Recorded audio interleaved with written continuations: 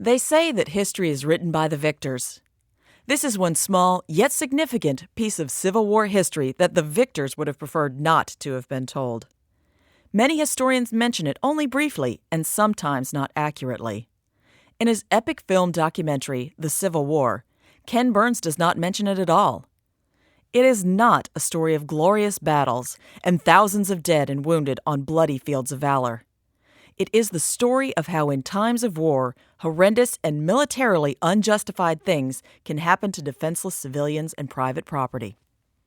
February 17, 1865 is singularly the most important day in the history of South Carolina and Columbia, the state's capital.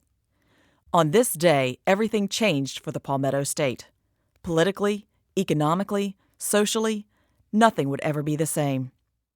It was the day the wealthy became poor and a beautiful city was destroyed. It was the real Emancipation Day for slaves in a powerful southern state so closely associated with that now universally repudiated institution. No one was spared hardship and loss, neither the rich, the free blacks, nor the slaves. Accusations of responsibility were made and denied immediately after this dreadful day. A government hearing was held. However, the first-hand accounts of soldiers and civilians who were part of this tragedy paint a clear picture of events and motivations unfettered by historical interpretation and explanations. This is the true story of the most monstrous barbarity of the barbarous march.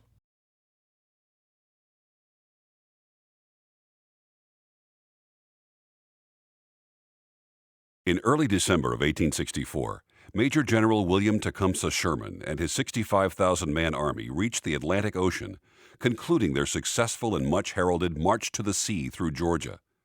As the Union general waited for the inevitable surrender of Savannah, the men in his ranks were guessing what their next move would be. But Sherman knew what he intended to do. He considered Charleston to be a mere desolate wreck following years of naval bombardment. On the other hand, Sherman thought that Columbia, South Carolina's capital, was just as vital to Confederate President Jefferson Davis as Richmond. Major George Ward Nichols, aide-de-camp to Sherman. Columbia is the center of a number of railroads, which stretch up into the most fertile and fruitful agricultural district in the South. It contains the largest printing establishment in the rebel states. Manufacturers of power, arms, cloths, and other materials are there. Columbia, therefore, is a richer prize and more important capture than any city in the South. Columbia was also important to Sherman, his men, and the North for another reason. For South Carolina was viewed as the cause of their woes and thoroughly deserved destruction. South Carolina, a Southern political power, had twice before in the early 1830s and 1850s called on Southern states to secede from the Union over the issues of tariffs and slavery. Then, on December 17, 1860, a secession convention began in Columbia. And 3 days later, South Carolina became the first state to secede from the Union and was quickly followed by 6 other states. On April 12, 1861, the first shots of the war were fired at Fort Sumter in Charleston, South Carolina. Sherman had no doubt whatever as to his future plans after Savannah. I have thought them over so long and well that they appear as clear as daylight. I left Augusta untouched on purpose, because the enemy will be in doubt as to my objective point after crossing the Savannah River, whether it be Augusta or Charleston, and will naturally divide his forces. Columbia was Sherman's real target.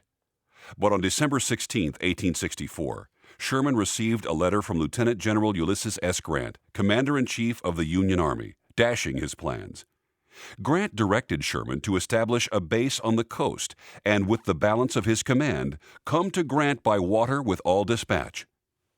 Sherman responded quickly with 3 letters to Grant within 6 days, respectfully arguing for his plan. December 16th. Indeed, with my present command, I had expected, after reducing Savannah, instantly to march to Columbia, South Carolina, thence to Raleigh, and thence to report to you. December 18th. With Savannah in our possession at some future time, if not now, we can punish South Carolina as she deserves. I do sincerely believe that the whole United States, North and South, would rejoice to have this army turn loose on South Carolina to devastate that state. It would have a direct and immediate bearing on your campaign in Virginia. December 22nd. I have now completed my first step and should like to go on to you via Columbia and Raleigh. You know better than anybody else how much better troops arrive by land march than when carried by transport. Ironically, 2 days after Grant wrote his letter to Sherman with the directive for a water route, and before receiving Sherman's first response, Grant changed his mind due to other military victories and the lack of available ships to transport Sherman's army. On December 24, 1864, Sherman received the change in orders and immediately wrote to Major General Halleck in Washington saying that he was now free to make a broad swath through South and North Carolina. The truth is, the whole army is burning with an insatiable desire to wreak vengeance upon South Carolina. I almost tremble at her fate, but feel that she deserves all that seems in store for her. By this time, Savannah had fallen peacefully. Unlike Atlanta, which Sherman battled to win and then had evacuated before burning areas of the city, Savannah quietly surrendered and was unharmed. Sherman now turned his attention to preparing for his march on Columbia. He planned to start on January 15, 1865, but the rains so flooded the country that he was brought to a standstill. While Sherman's army was deluged by water, most of Columbia's residents, 120 miles away, continued to believe they were not at risk. The city's population nearly tripled from its pre-war size of 8,000 due to refugees and the assumption that Columbia would be protected from the Union Army. Treasures of all kinds were sent to the city for safekeeping. Columbia also developed a reputation as one of the Confederacy's liveliest cities. At the end of 1864 and into the following year, Columbia's City Hall was the setting of almost weekly concerts of various kinds. While there were shortages of some goods, luxuries of all sorts were for sale in local stores. On December 29, 1864, Columbia Mayor Thomas Goodwin issued a call for fortifications to protect the city. But he received few hands and fewer tools. Instead, residents planned and held a great bazaar on January 17th in the old wooden State House. This lavish 3-day and 4-night event raised money for charity and was attended by thousands, including dignitaries from many southern states, to dine on extravagant cuisine. One attendee called it a Southern achievement of genius. It seemed that the world and his wife were there, and such a quantity of gold lace never flourished before. If all had been coined, we would have helped many a poor private to their necessary apparel, of which they are now deficient. How the angels flourished and flaunted in before-the-war finery. While they danced and dined in Columbia, Sherman transported the right wing of his army by ship to Beaufort, where the heavy rains made the roads impassable. Mules and wagons actually sank out of sight.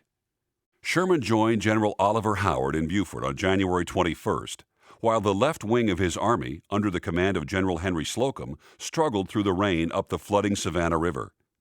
By January 24th, the weather improved, and on January 30th, 1865, the actual invasion of South Carolina began. Not even the severely flooded swamps, impassable roads, Confederate fortifications, or resistance in the state's lowcountry could slow Sherman's troops. Bridges were built, trees were cut, and homes torn down for wood to corduroy the Army's path, as 65,000 men and 2,500 wagons moved forward at 10 to 12 miles a day. Confederate General Joseph E. Johnston later said, "There had been no such army since the days of Julius Caesar." There was a grim determination on the part of the men in the ranks to visit a severe judgment on South Carolina. We practically burned a swath 60 miles wide across. The commanders were powerless. This destruction of property was a matter of revenge. Private John C. Arbuckle, Company K, 4th Iowa Veteran Volunteer Infantry. The well-known sight of columns of black smoke meets our gaze again. This time houses are burning, and South Carolina has commenced to pay an installment on her debt to justice and humanity. With the help of God, we will have principle and interest before we leave her borders. Where our footsteps pass, fire, ashes, and desolation follow in the path. Major George Ward Nichols. As Sherman's army was beginning this march, Confederate generals met near Augusta, Georgia on February 2nd to plan a defense. As Sherman expected, the Confederates divided their force, ordering many to protect Charleston. Reinforcements from General Lee in Richmond were requested, but only South Carolina's General Wade Hampton and a division of riders were dispatched to help. With Confederate forces out of position and outmanned, Sherman's columns were now fast closing in on Columbia, averaging nearly 15 miles a day. On February 13th, having ravaged the countryside, destroyed the railroads, and burned the towns along their path, Sherman's massive army was only 21 miles from Columbia. Sherman knew that only a small military force was present in the city, and thanks to his army's maneuvering, many of its citizens still clung to the belief that the Union force was heading to either Augusta or Charleston.